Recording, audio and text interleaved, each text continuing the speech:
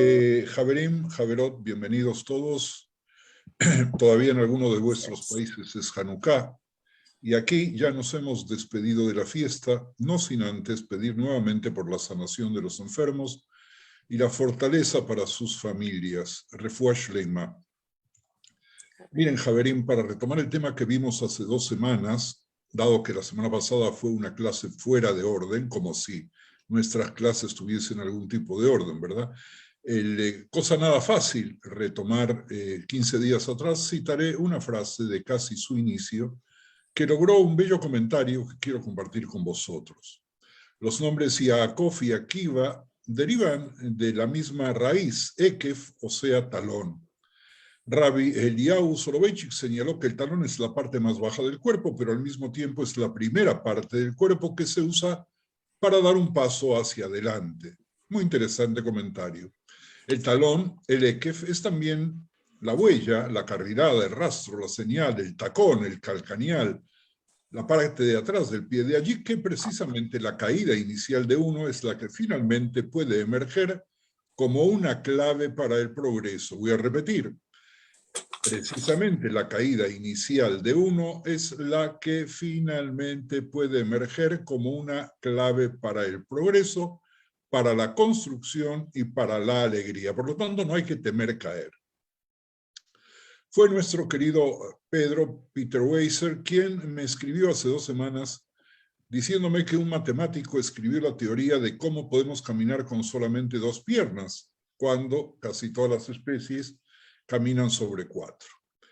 Dice así: movemos la cabeza un poco para adelante, yo agrego para ver dónde pisaremos, el centro de gravedad se encuentra delante de los pies, dijo el profesor, y nos lanzamos para adelante, ponemos un pie adelante para parar la caída, el centro de gravedad está entonces en ese pie, que enderezamos y el cuerpo se endereza sobre ese pie y entonces traemos el otro pie al lado del primero.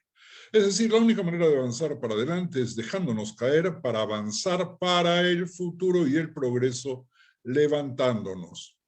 Por eso, si un chico pone un dedito entre los 2 ojos de un gigante, no permitirá al gigante mover la cabeza para adelante, entonces no podrá avanzar, porque la cabeza le va a quedar atrás. Aquí tenemos a un hombre, nuestro ya amigo Akiva, que por su propia cuenta pasó los primeros 40 años de su vida en una amarga ignorancia. Luego llegó a la conclusión de que su estatus no necesitaba ser permanente y que sus problemas podrían superarse. Akiva aplicó este pensamiento positivo a los problemas que enfrentaba nuestra nación y declaró que también eran temporales. Muy importante remarcar eso. Lo vamos a ver y ya lo hemos visto en el diálogo con otros jajamim. Trató de ver el futuro y las dificultades del camino y fue su optimismo, sobre el cual ya hablamos largamente, un optimismo arraigado en su creencia en un plan providencial, lo que proporcionó a sus compañeros sabios el consuelo que tanto necesitaban cuando lloraban en Arat Sofim, el monte Scopus. Pero en nuestra discusión hasta ahora todavía tenemos que responder a varias preguntas. Una de ellas es, ¿por qué era tan optimista? ¿Qué lo convenció después de 40 años de ignorancia de que podía convertirse en un erudito? ¿Qué lo sostuvo durante más de una década de malos tratos por parte de su maestro? Y finalmente, ¿cuál fue la fuente de su abrumadora fe en el potencial de sus compañeros judíos para cambiar sus vidas, abrazar la Torá y volver al pueblo derrotado en digno de redención? Yo estoy seguro que muchos de vosotros ya tienen las respuestas a estos interrogantes. Yo voy a agregar la mía: la creencia en la nación, en Dios, en la propia familia o en un propósito que trasciende nuestras vidas. Nuestra depresión, Javerim y Javerot, deriva en muchos sentidos del individualismo extremo que tiende a maximizar el estilo explicativo pesimista, lo que incita a las personas a explicar los fracasos habituales con causas permanentes, generalizadas y personales. En la medida en que las instituciones más grandes, Dios, nación y familia, ya no importan, los fracasos personales parecen más catastróficos, debido a que el tiempo en una sociedad individualista parece nada más y nada menos que terminar con nuestra propia muerte. El fracaso individual parece, sin embargo, permanente. Por lo tanto, no hay consuelo para el fracaso personal. Es con esta teoría del optimismo en mente que realmente podemos comprender el significado de la transformación dramática que ocurrió en la vida de ese pastor que se llamaba Akiva. Los primeros 40 años de su vida los pasó no solo en la ignorancia, sino solo. Lo que cambió su vida no fue otro elemento que una mujer, el amor y la fe de su esposa Rachel, quien lo abandonó todo para casarse con el hombre en quien creía y en quien veía tanto potencial. Rabbi Akiva finalmente experimentó el poder edificante del amor y el poder que surge de devolver ese amor también. Para él, Rachel era un marco y contexto para su vida que lo sostuvo durante los muchos años difíciles que siguieron. Perdónenme un segundito.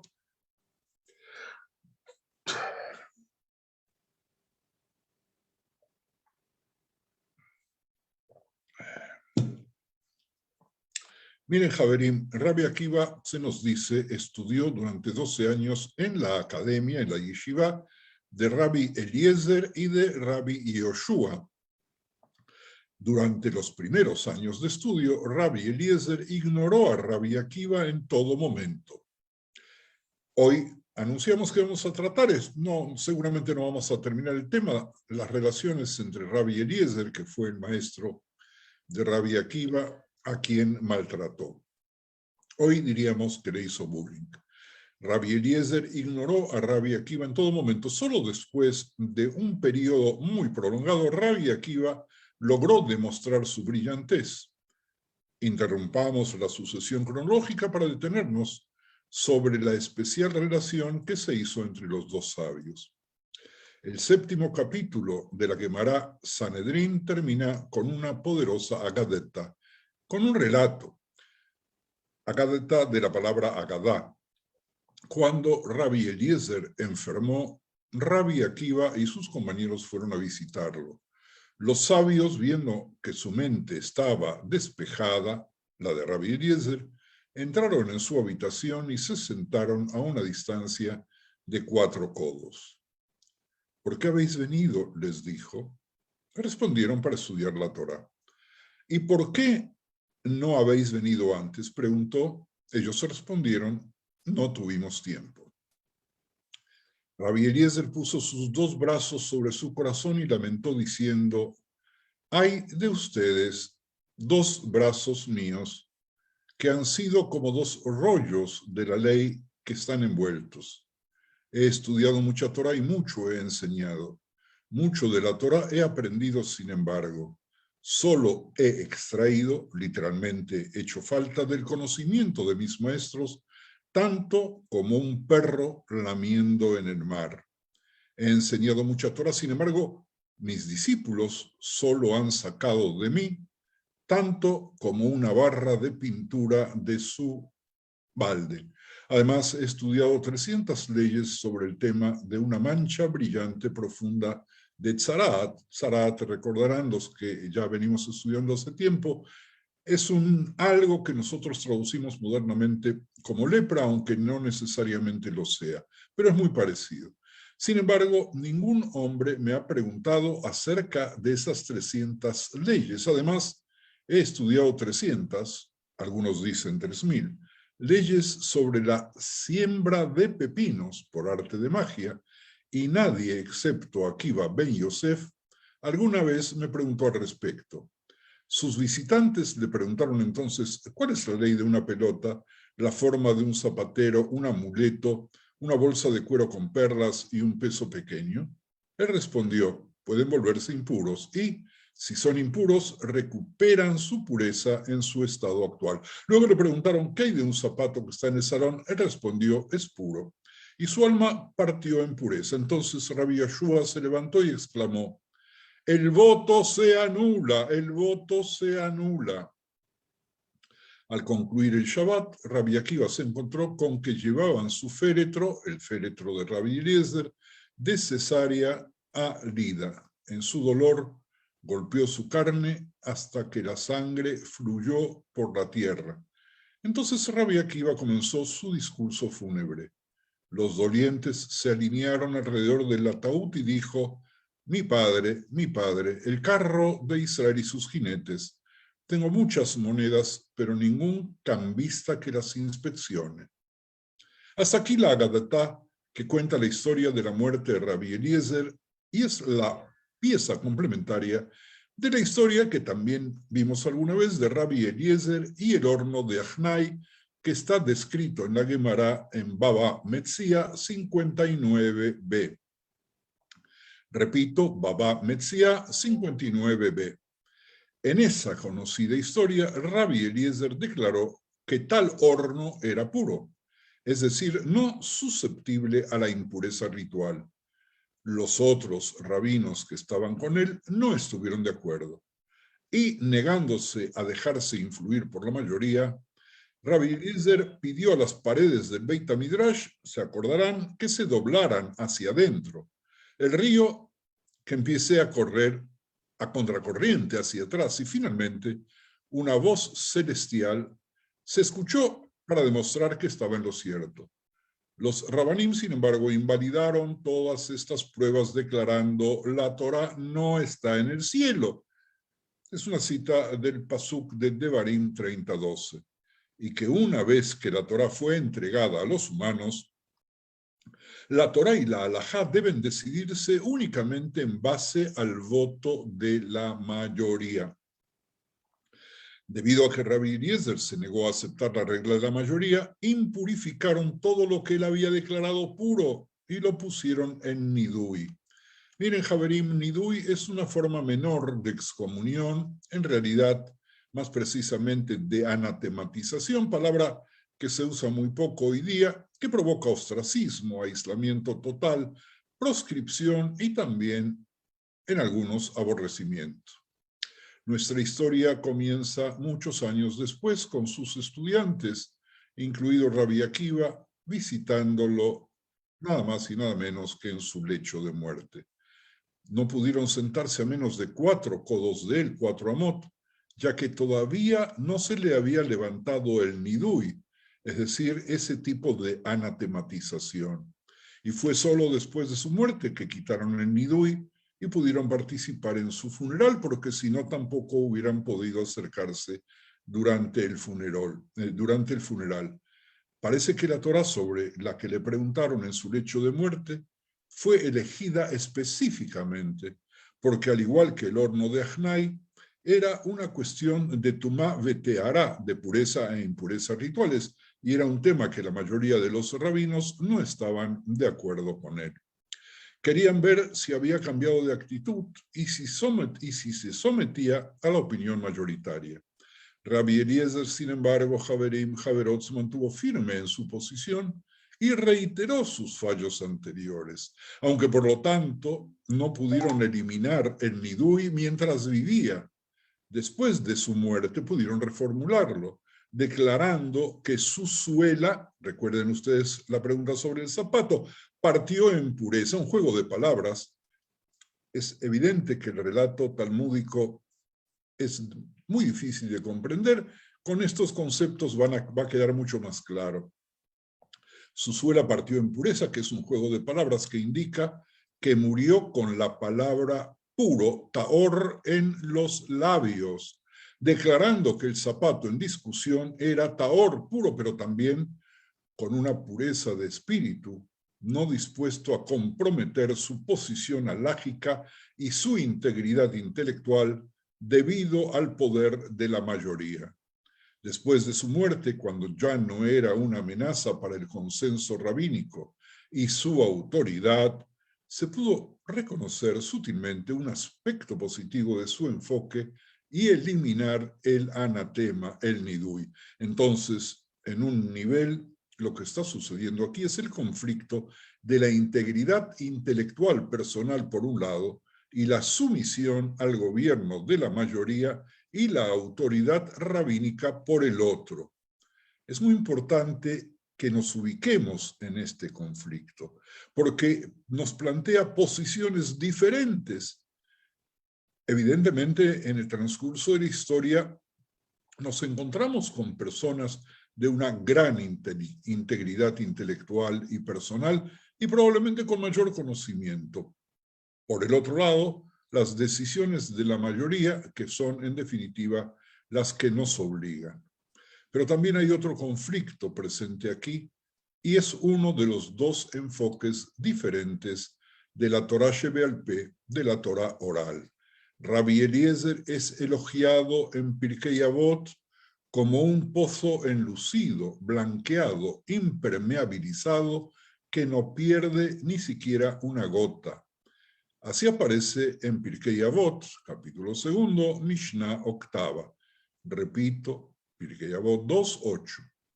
Y se le conoce por no dar nunca una opinión sobre un asunto que aquí no dictaminó por parte de sus maestros.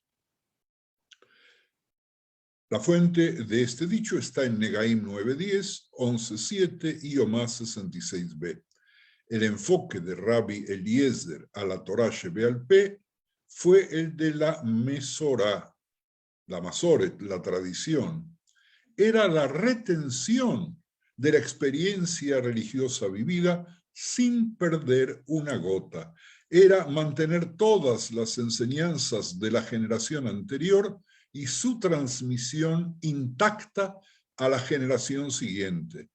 No se trataba de creatividad o de nuevos descubrimientos. Se trataba de la retención del conocimiento y de la transmisión prácticamente intocable.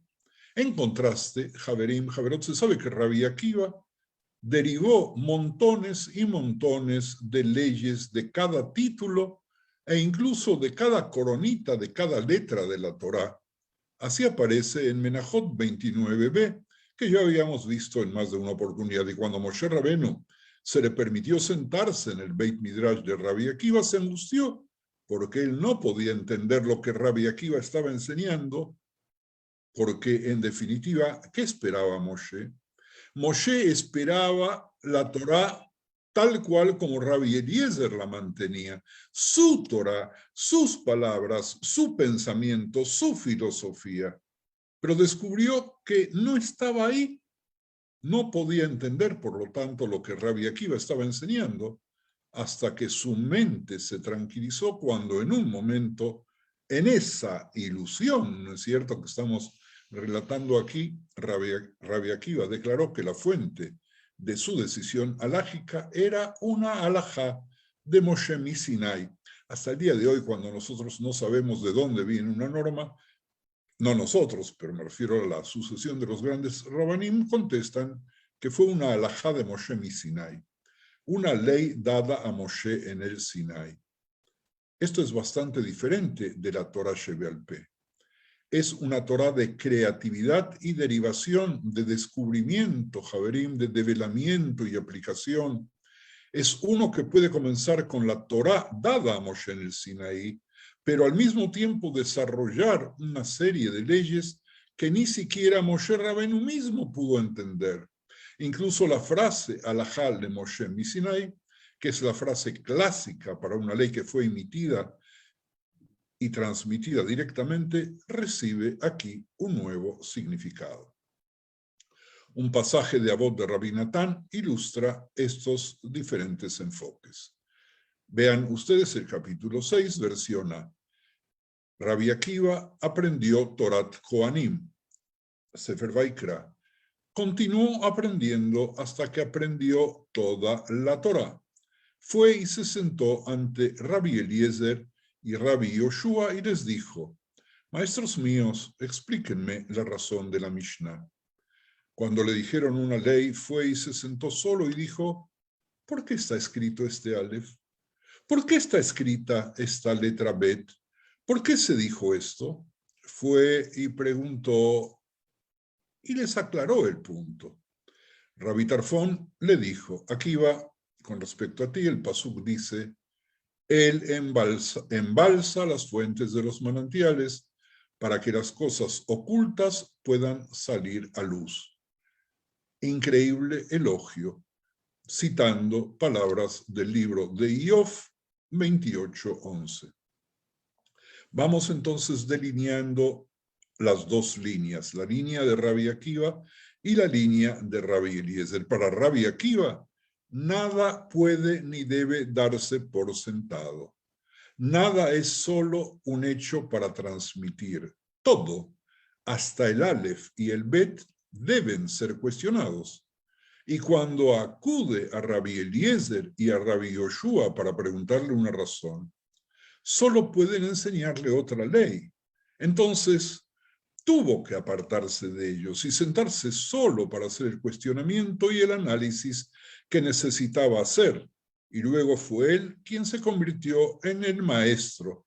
Él fue quien entendió que aprender no son solo hechos, es una comprensión más profunda que lleva a la reorganización de los hechos y que saca a la luz lo oculto. Este era Rabbi Akiva, pero este no era Rabbi Eliezer, para quien la Torá era lo que se transmitía intocable desde el Sinaí. Para él, la participación humana solo podía mancillar el mensaje divino. Ahora entendemos por qué Rabbi Eliezer se negó a someterse a la regla de la mayoría y por qué ignoraba a Rabbi Akiva en sus comienzos. Sabía que tenía los hechos tal como se dieron en el Sinaí. Ninguna mayoría podría cambiar esa realidad. La Torá era una verdad absoluta que se doblegaría ante nada ni tampoco ante nadie. La Torá no se doblegaría al mundo, todo lo contrario, era el mundo el que debía ceñirse a la Torá. Que los muros del Beit HaMidrash se doblen a la verdad. Fíjense en ustedes cómo vamos resolviendo los enigmas de los relatos que, hablando hoy a mayor velocidad que siempre para poder alcanzar más material, dijimos al principio de nuestra reunión.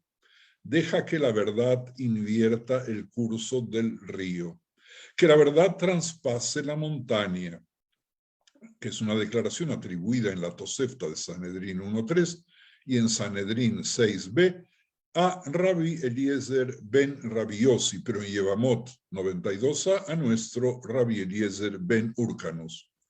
Fíjense que a veces la misma cita aparece en dos lugares diferentes del Talmud y se produce una confusión de quién es el que la creó. Sin embargo, se sigue respetando la cita del autor, aun cuando sea errónea. Este fue el enfoque de Rabbi Eliezer. Era un enfoque que no podía aceptar que no está en el cielo, que la Torá no está en el cielo, que la Torá que fue dada por Dios debería ser decidida por un voto mayoritario de los humanos. Él no podía con eso. Para Rabbi Eliezer no había 70 caras en la Torá, Shivim Panim la Torá, solo había una Torá y todo lo demás debe ceder, todo pensamiento, todo razonamiento, debe cederse ante esa única Torá. Rabbi Eliezer, por esa razón, fue puesto en Nidui. Este tipo de Torá no podría existir en el mundo real, Javerim y Javerot. No podría existir en una comunidad. Paradójicamente, también hoy tenemos personas muy importantes que tomaron la Torá intocada o intocable de Rabbi Eliezer, obviamente no la de la Torá escrita, sino también partes de la Torá oral que fue cambiando con el tiempo y la mantienen ahí congelada. Y otros que siguen pensando, que seguimos pensando de que la Torá tiene que ser interpretada por seres humanos y en el contexto del mundo real y de la sociedad, porque si no se anquilosa. Cuando Rabbi Akiva y los otros Rabanim vinieron a visitarlo en su lecho de muerte y les preguntó por qué habían venido, por qué no habían venido antes para aprender Torá de él, ellos respondieron, hemos estado ocupados. Esto no fue una mentira. No es el pretexto que nosotros siempre damos. ¿Y por qué no hiciste esto? Bueno, porque estaba muy ocupado haciendo otras cosas, se me pasó, se me olvidó. Aunque Rabbi Eliezer estaba en Nidui, hubiera sido permisible aprender Torá de él. Ese es otro principio que quiero recalcar por un instante y que aparece en Moed Katan 15a y que fue recogido por el Shulchan Aruch y Oredea en 334.12, como lo hicieron en esta sesión. Pero habían estado ocupados haciendo lo que hacen los rabanim. ¿Qué hacen los rabanim? Aprendiendo Torá, pero no la Torá de Rabbi Eliezer, la que él quería enseñar. Estaban aprendiendo la Torá de Rabbi Akiva, la Torá del análisis y el descubrimiento, y no tenían tiempo para un aprendizaje que era solo la recepción de una miríada de hechos y de decisiones intocables. Consideremos cómo Rabbi Eliezer describe la Torá, que tiene que dar 300 leyes sobre un punto de una enfermedad parecida a la lepra. 300, algunos dicen 3000. Leyes sobre la siembra mágica de pepinos. Rabbi Akiva y sus colegas no tenían ningún interés en conocer todos esos hechos y todas esas halajot. Nadie me preguntó sobre ellos. Claro, estaba enojado, nadie le preguntó, pero resulta que no interesaban. Si necesitaran determinar algo con respecto a la lepra, un campo por el que Rabbi Akiva era más que conocido, habrían derivado las leyes que necesitaban saber. No necesitaban dedicar su tiempo a acumular millones de detalles oscuros y esotéricos, es decir, la Torá de Rabbi Eliezer. Cuando Rabbi Eliezer describe cómo aprendió de sus maestros y cómo sus alumnos aprendieron de él, usa la metáfora de dar y recibir agua, que es la transferencia de una cantidad estática de objetos, y afirma: no les quité a mis maestros excepto a un perro que da vueltas en el mar, y usa el mismo verbo quitar para describir lo que sus alumnos recibieron de él. Miren ustedes, el comentarista Maharsha y Soncino, en la traducción anterior, eliminan el mordisco de esa palabra y la traducen como solo se extrajo de ellos o solo se redujo la brecha entre ellos y yo. Pero la lectura simple es quitar, lo que sugiere que el maestro perdió en el proceso. Ahora, no es así como pensamos en la enseñanza. Nos identificamos con la afirmación. Fíjense qué bella afirmación. Y de mis alumnos he aprendido más que de nadie. Umitalmidai o termiculam. Pero si enseñar es simplemente transmitir hechos y aprender es simplemente recibir datos, entonces, Javerim, un maestro no puede aprender de su alumno. Pero si se olvida algún dato debido al esfuerzo de enseñar, tal vez pueda perder en el proceso. Esta es la Torá del agua contenida en un recipiente perfecto. El pozo blindado, enlucido que contiene el agua, que se transfiere de uno a otro. Así, recordemos, los brazos de Rabbi Eliezer cuando los recibió son como rollos de la Torá, pero que no fueron abiertos.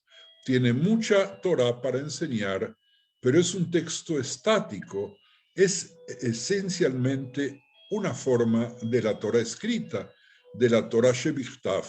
No es la Torá dinámica y viviente, Shebealpé, la Torá verbal. A la muerte de Rabbi Eliezer, Rabbi Akiva estaba angustiado por la pérdida de un gran maestro de la Torá. Pero Rabbi Akiva entendió lo que Rabbi Eliezer tenía que ofrecer de manera diferente a la de su maestro.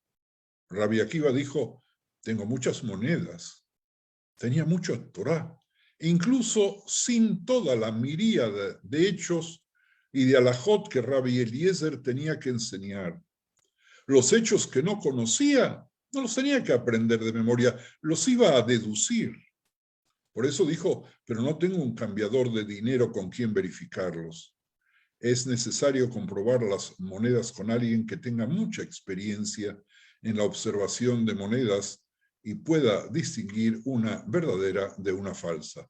Las leyes que se derivan con base en el intelecto humano, que son el análisis, la derivación, la inferencia, la analogía, la abstracción, deben compararse con las otras leyes para ver si son consistentes, para ver si son buenas. Ese es el valor de la Torá de Rabbi Eliezer. El proceso vivo, vibrante y creativo del Talmud Torá es el de Rabbi Akiva.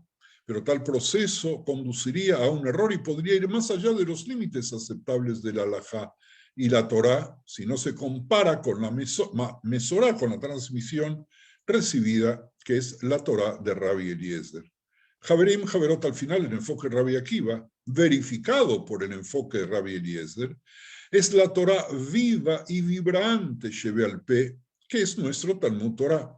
El enfoque de Rabbi Eliezer no solo eliminó el componente humano y la inversión en la Torá Sheve al Pe, de la cual él formaba parte, porque si no, no estaríamos hablando de él, sino que también condujo a una rigidez, a una Torá que no puede existir en este mundo, que debe hacer que el mundo se doblegue a ella, que no puede cumplir con no está en el cielo.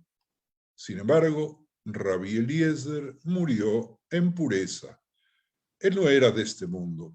Su enfoque de la Torá fue mantener la Torá pura y sin mancha de las realidades contaminantes del mundo, y murió como vivió, sin comprometer su pureza. Nosotros, Javerim, Javerot, vivimos por una Torá Haim, una Torá de la vida, una Torá de este mundo, y debido a que es de este mundo, es una Torá que nos da vida a nosotros y que le da vida al mundo.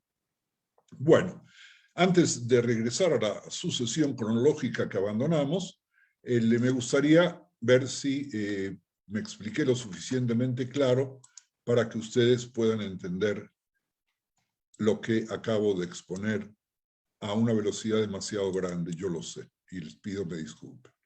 Así que, por favor, si quieren hacer algún comentario, estoy a vuestra disposición.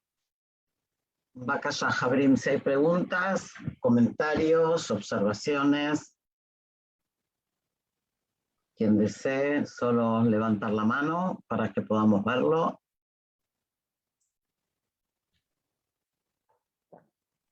Nos dejaste callados. Es una señal que nadie entendió nada. Eso yo no sé. Así que voy a empezar otra vez. No. Hola. Hola. Hola. Hola. Hola. Hola. Hola, no, nada más yo quería decir que si, bueno, nomás comentar que si de alguna manera, pues todos seguimos siendo Rabbi Akiva, en el sentido de que la Torá pues se sigue interpretando y seguramente pues ya todo está dicho, pero pues de alguna manera la estamos renovando, ¿no? Al estar estudiando hoy, al estar hablando de esto, somos como ese Rabbi Akiva, aunque ya toda la información esté bajada desde antes. Jenny, Eso es no todo. no todos, porque hay muchos Javerim que dicen, esto nunca lo escuché. Que eso significa simple y exclusivamente que les resulta muy difícil poder razonar de una manera abierta los dichos de la Gemara y los dichos de la Torah. Me pareció que Galia había hecho una señal que no sé si es de saludo o de pedir el uso de la palabra. No. La palabra. Adelante, no, lo que digo que si bien es hermoso y dinámico seguir un poco la línea de Rabbi Akiva, a veces hace falta un Rabbi Eliezer, ¿no? Que nos ponga a veces un coto, un parámetro, y porque bueno, es como que lo que siempre a veces hablamos, ¿dónde está el límite? Esa es un poco mi sensación. Mantener la Masoret no nos puede quedar indiferente a los efectos de siempre estar debatiendo, ¿no? No sé qué opinan. Ay. ¿Por qué gritas? No, que pensé que no se escuchaba. Estaba hablando.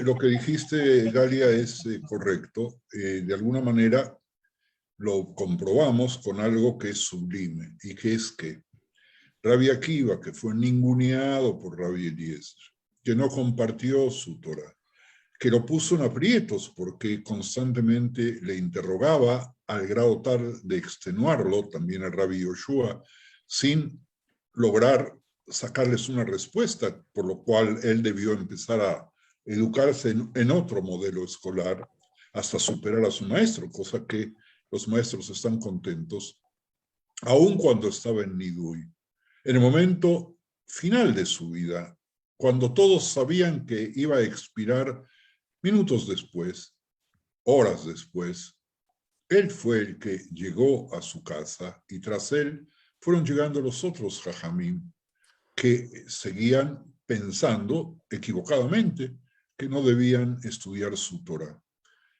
Porque el hecho de que estuviese en Nidui, y tenemos otros casos en la historia de Rabbi Elisha ben Abuya, que fue considerado el ajer, sin embargo, su Torah se siguió estudiando. Podemos ir un poco más lejos y traer otros ejemplos, pero no quiero volver a volar por el espacio, sino mantenerme más sujeto a lo que dice la clase. Por lo tanto, Rabbi Akiva le rindió homenaje, fue el que dijo el discurso fúnebre, no en vano, fue el que con su presencia ayudó a que post-mortem le quiten el Nidui y que hoy la Torah de Rabbi Eliezer sea estudiada. Que yo la haya exagerado quizás un poco para poder plantearles a ustedes la diferencia de enfoques, es uno de los sistemas didácticos que uso a veces sale bien, a veces sale mal, para que ustedes vean con mayor claridad cuál es la diferencia ideológica entre esas dos escuelas, que como dije hace un instante, todavía siguen las diferencias de alguna manera vigentes hasta el día de hoy. Sí, Natalio, adelante. Yerahmiel, cuando evidentemente vos hablas de estas formas distintas de encarar la Torá, Rabbi Eliezer, Rabbi Akiva, me parece que elípticamente y no tan elípticamente hace referencia a cosas que pasan en nuestros días también, en el mundo judío. Es decir, las diferencias evidentes que hay en la interpretación de la Torá Sheval Peh, de la Halajá, entre los marcos más ortodoxos y los marcos, llamémoslos liberales, por, digamos, poner del otro lado a una gran cantidad de corrientes o de forma de pensar. ¿Vos pensás, Yerahmiel, que estamos cerca de algún punto de equilibrio dentro del pueblo judío respecto a estos temas? ¿O vamos a una polarización mayor, o vamos a una división mayor en distintos tipos de enfoques y en distintos tipos de observancia? Voy a contestarte ampliamente con el permiso de ustedes, Javerín y Javerot aquí presentes, porque creo que este tema es importante. Cuando yo hago una referencia elíptica, no me refiero a las distintas sectas o grupos en los cuales está dividido el judaísmo, porque todo el sistema tiene que ser aceptado para poder ser comprendido y llevado a cabo en su totalidad. Es decir, mientras nosotros aceptemos las leyes de la hermenéutica y aceptemos el mismo Shulchan Aruch y aceptemos la misma Gemara, se dan las posibilidades entre Rabbi Akiva y Rabbi Eliezer.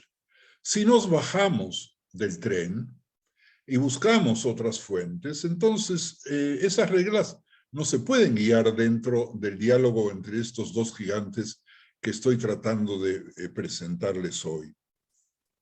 Y esto es una aclaración muy importante.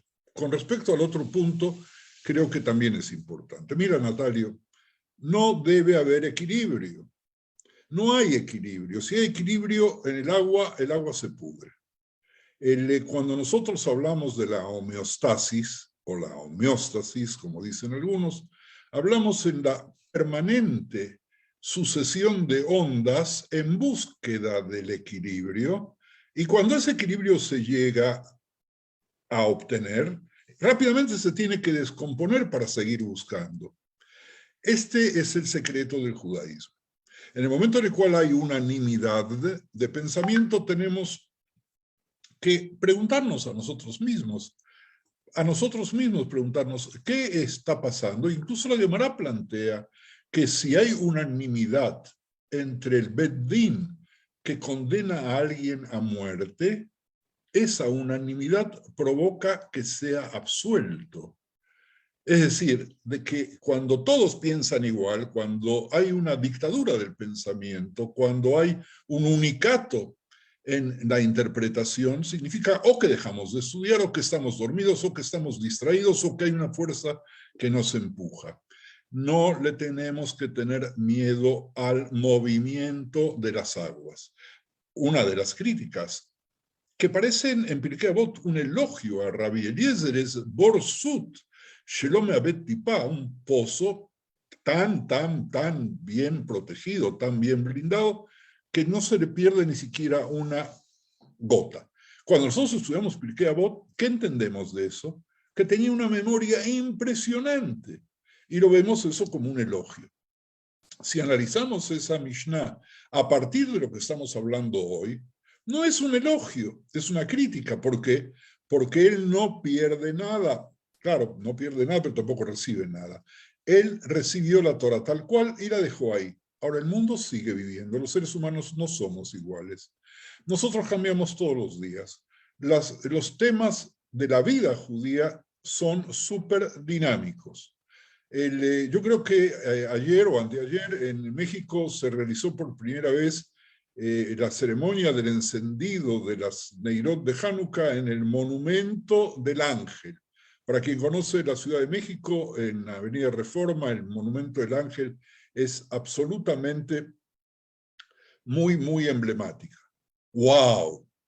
Y nosotros tenemos que ver, y tiene algún sentido, lo que se hace en la cancha de Boca, en la Argentina, o antes se realizaba por ahí de la Libertador, o los actos, o lo que se hace en Nueva York, en el encendido de las velas, invitando a personalidades políticas no judías necesariamente a encenderlas. Hay una dinámica.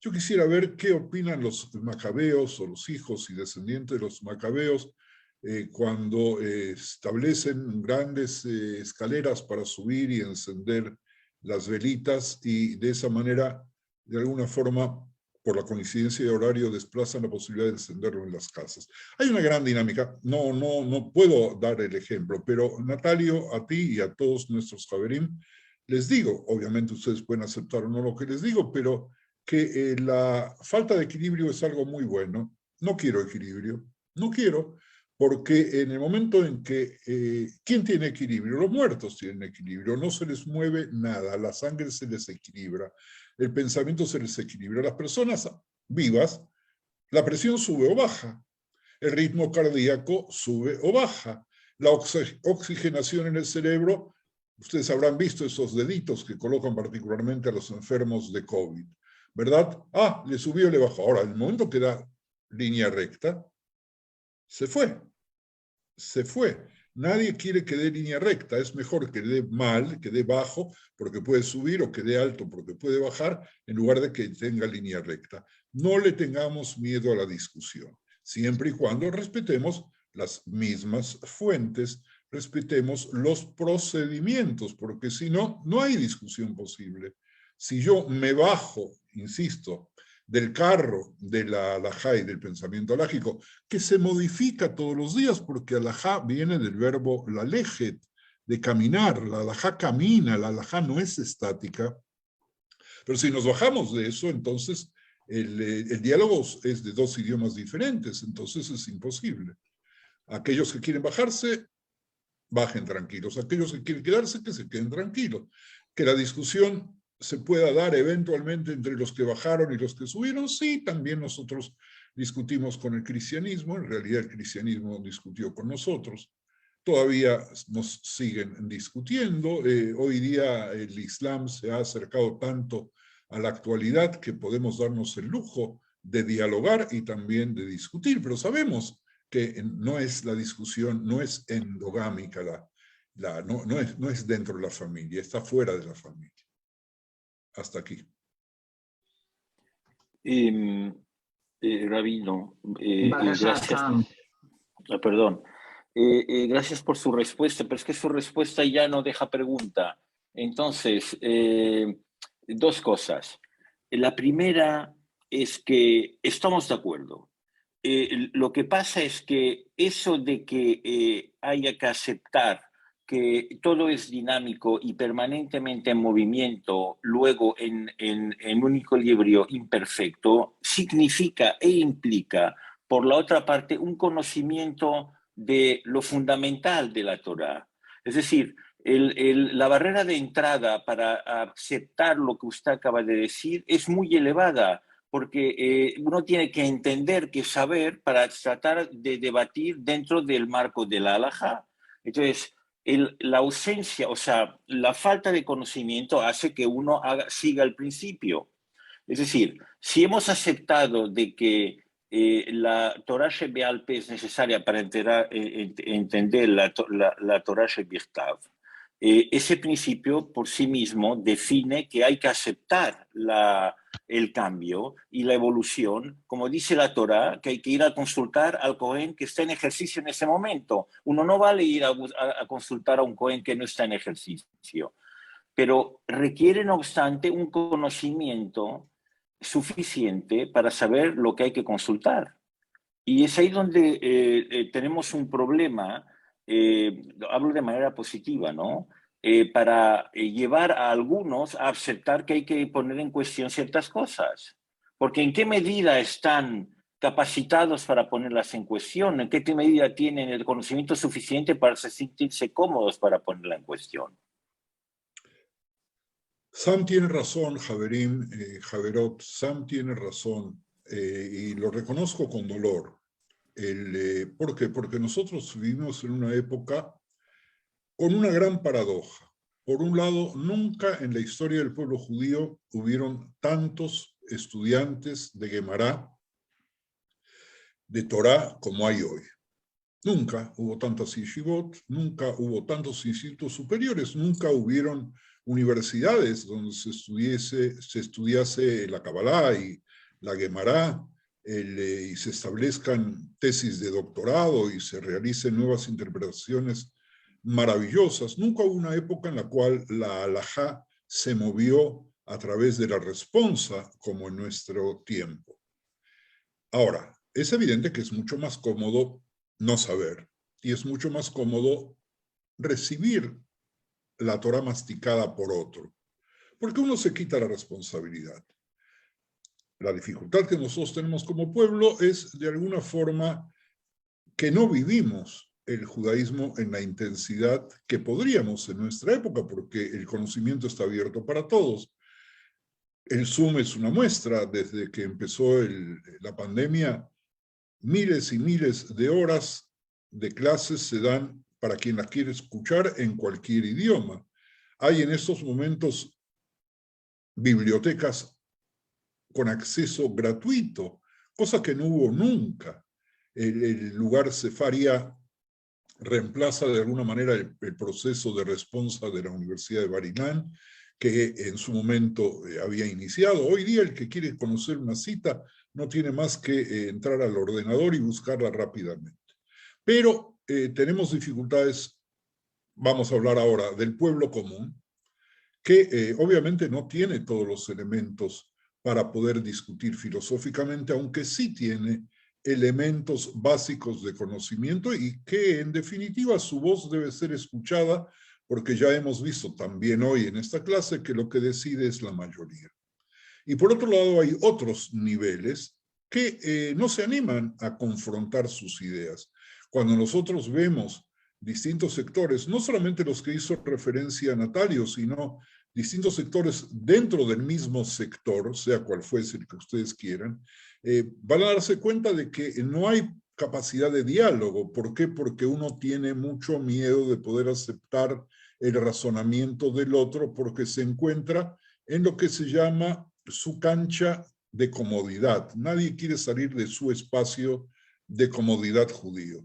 Entonces, bueno, vamos a ir a encender las Hanukiot a los parques y hacer de Hanukkah un hecho político con los gobernantes de turno. Y vamos a aplaudir el discurso del regente de esa ciudad, que algunos de nosotros sabemos a cuál me estoy refiriendo, ¿verdad?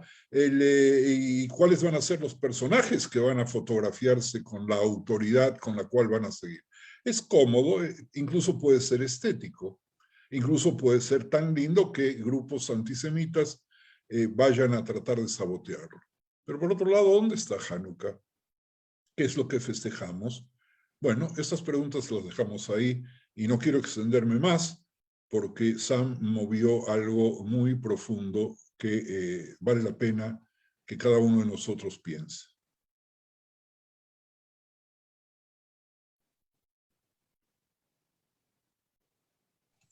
Alicia. ¿Puedo decir algo, Rab? Sí, adelante. Creo que hay algo que vos comentaste y me parece que tiene que ver con esto de Rabbi Akiva y Rabbi Eliezer, que tiene que ver con el aprendizaje, es decir, el aprendizaje, el dar y el recibir, es decir, cuánto también el que escucha, más allá de las discusiones de las distintas fracciones y pensamientos, de cómo yo me puedo parar y animarme frente al texto, ¿no? Digamos que tiene que ver con cierta didáctica, ¿no? Que vos aplicás para nosotros y para permitirnos esa apertura. Y ahí está también el ejemplo de Rabbi Akiva, ¿no? Si Rabbi Akiva se fue solo a sacar, a extraer, ¿no es cierto?, a pensar. Me parece que de eso se trata el abordaje actual, aunque nosotros no tengamos todos los elementos, como dice Sam, pues yo acuerdo con lo que dice Sam, pero aunque no tengamos todos esos elementos, si nosotros tenemos como alumnos, digamos, la cabeza abierta, entonces vamos a poder también aprender. Arisa, tú me das el pretexto para informarles de que hay un trabajo académico muy, pero muy bueno, que no sé si vamos a llegar, porque nosotros hoy discutíamos si esta es la 8ª clase y yo pienso que esta es la primera y todavía ni siquiera empezamos. Hay un trabajo académico muy, pero muy bueno de cómo organizar la educación para adultos siguiendo a Rabbi Akiva. Es un trabajo de comparación en las enseñanzas de Rabbi Akiva y los nuevos métodos de enseñanza para adultos, no solamente de judaísmo. No, porque todo esto que estuvimos analizando aquí, en una buena escuela con unos buenos didactas, se lograría. No como Rabbi Eliezer, que era el método que usaban con nosotros cuando éramos pequeños, que era la memorización. Hay países, incluso en Europa, que todavía obligan a los alumnos a memorizar fechas y a memorizar textos. No hablo de memorizar una poesía, sino memorizar todo. Y entonces repetir. Por eso sus ídolos siguen siendo los mismos. Muertos, derrocados, se los saca de la tumba, se los pone en otro lado, pero muchos siguen teniendo fe ciega en ellos porque no se animan a pensar. Así que sí, esto es parte del desafío de Rabbi Akiva, por eso a nosotros nos resulta tan interesantes. Bueno, ¿alguien más? Porque estoy viendo la hora y no quiero que suceda como la vez pasada, que cerramos unos minutos antes y Ethel me decía, bueno, te faltó material. Digo, no, me sobró material, por eso no quería empezar con nuevo tema. Yo quería retomar un poco lo que dijo Galia, porque igual me quedo con mal sabor de boca porque con respecto a Rabbi Eliezer. El contenido en sí, la información en sí, por llamarlo de alguna manera, el pozo que no pierde nada, también es fundamental.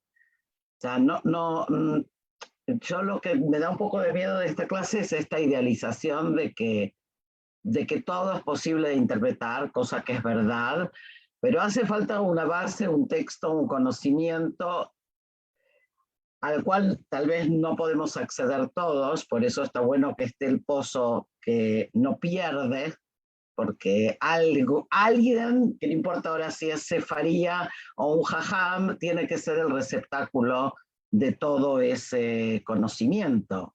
En ese sentido, creo que la imagen es una imagen positiva, o sea, en algún lugar está ese conocimiento, y a partir de eso podemos leer, interpretar, dialogar, caminar, pelearnos, etc. Me parece que Rabbi Akiva sin Rabbi Eliezer no funcionaría y lo contrario tampoco. Por eso creo que es importante, no sé, me da la sensación como rescatar esa figura o lo que esa figura simboliza. Y por otro lado, el tema del equilibrio, yo creo que lo que tenemos es mucho miedo a los extremos y al fantasma de que vamos a rompernos. O sea, es como que si vamos a pelearnos, va a haber un quiebre. Ay, no sé si es un trauma histórico o qué es, pero hay cierta dificultad en reconocer que podemos enfrentarnos y seguir siendo parte de lo mismo. Y no sé si tiene que ver con esta generación, no sé otra vez si tiene que ver con el post-trauma histórico, pero hay un elemento que no nos permite o que nos hace sufrir mucho cuando radicalizamos nuestras posturas. Me da esa sensación, no sé. Regresemos, así sea por pocos minutitos, a la sucesión cronológica que abandonamos para poder hacer toda esta disquisición. Así fue durante el periodo de su rechazo cuando Rabbi Akiva regresó por primera vez a su casa. Y no es difícil imaginar que el trato despiadado de Rabbi Eliezer finalmente lo había agotado. Y ahí llega en su primer regreso. Agotado, regresa a su casa y es recibido muy bien. Y ahí fue donde Rabbi Akiva escuchó a su esposa hablar con orgullo de su dedicación a la Torá. Todos conocemos este episodio. Su amor incondicional por él, combinado con su fe inquebrantable en su potencial, le permitió regresar a Rabbi Eliezer, y fue entonces, y solo entonces, cuando ofreció su primer argumento decisivo. Si esta reconstrucción es precisa, entonces Rachel fue la responsable del éxito de Rabbi Akiva. Si no hubiera escuchado su declaración de amor a su regreso a casa, seguramente no habría regresado a la academia y no habría surgido como el sabio de su generación, maestro de miles. La historia concluye. Cuando regresó por segunda vez, tenía 24,000 estudiantes con él y todos salieron a su encuentro. Rachel, su esposa, fue a verlo y los rabanim la apartaron. Según algunos dicen, estaba muy mal vestida, muy humilde, y pensaban que era una mujer allí abandonada. Y él, Rabbi Akiva, dijo, déjenla en paz. Todo lo que es mío y lo tuyo es de ella.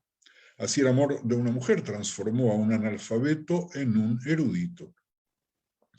Así lo sostuvo su fe en su amor durante 12 años de rechazo por parte de su maestro. Incluso el optimismo entonces tiene sus límites y en última instancia requiere un bien común, por ejemplo, el amor conyugal, para reavivarlo. Sin embargo, la relación de Rabbi Akiva con Rachel le enseñó mucho más que la mera posibilidad de la perseverancia ante la decepción.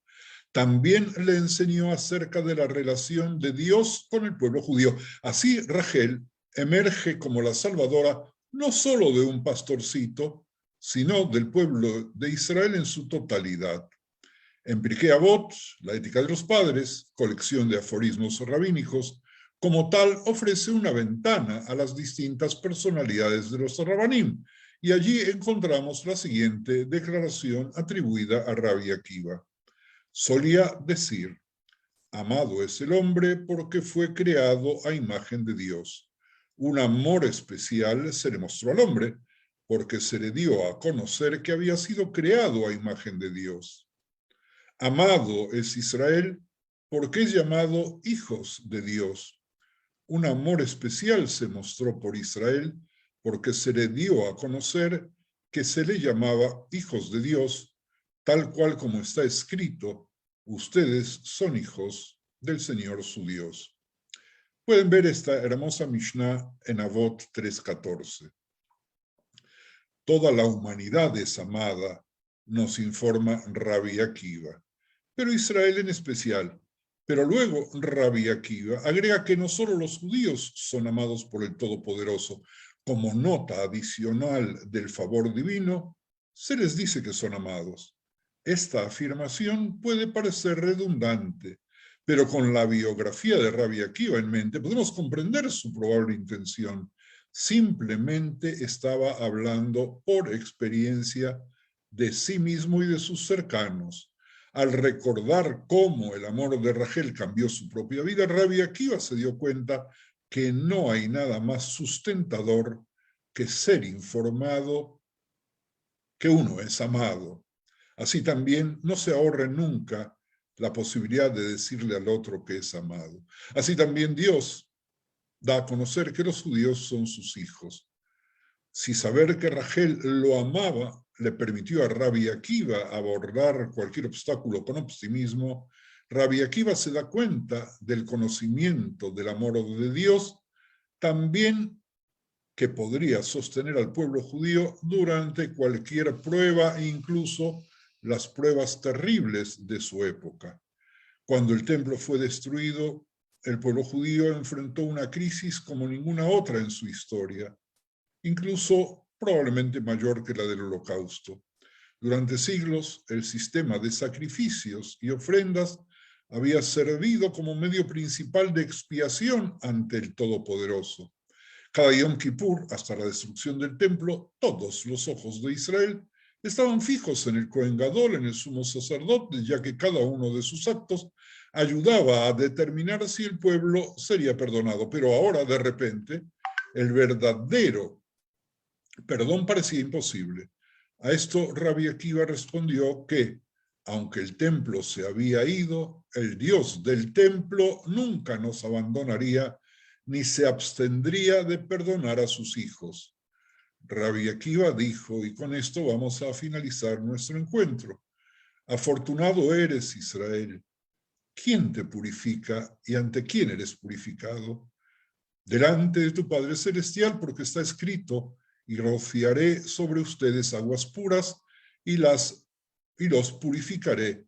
Y además dice, está escrito: Dios es la mikve de Israel. Así como una mikve purifica a los contaminados, así también Dios purifica a Israel. Vean ustedes la Mishnah en Masejet Yomá, capítulo 8, Mishnah 9.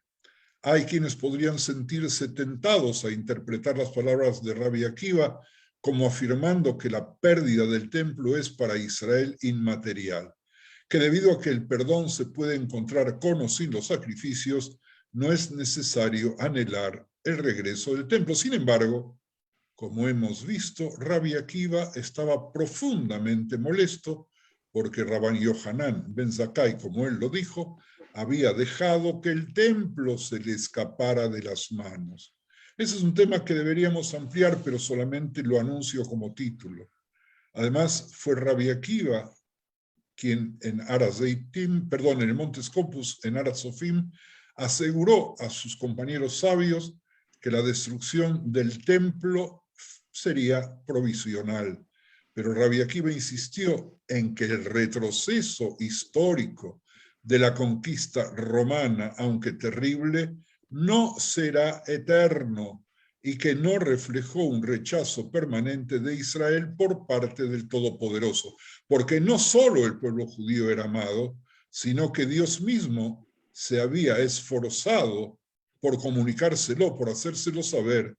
¿Podría haber alguna señal más clara de que seguía creyendo en su potencial, incluso sin el templo, para lograr el perdón y, en última instancia, merecer la reconstrucción del Beit HaMikdash?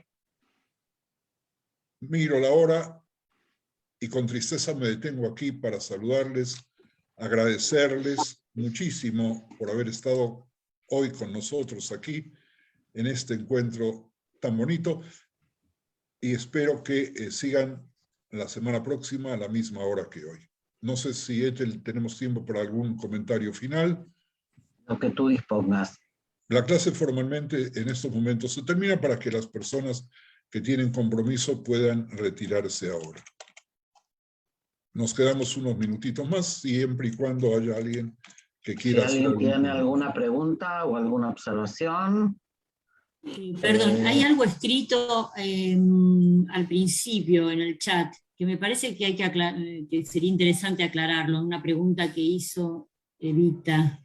Evita, a ver, ¿lo puedes ver, Yerachmiel? No, voy a tratar de verlo ahora. Hay dos. O sea, a lo mejor ya quedó aclarado a lo largo de la charla, ¿no? Pero bueno. Shalom Rabino y Rachmiel, hay dos Torah oral y la Torah escrita, son ambos que realiza del Rabino Akiva y Rabino Eliezer. No sé si estoy equivocada. No es correcto lo que afirma Sevita. Hay una sola Torah que fue revelada en el Sinaí, tanto escrita como oralmente.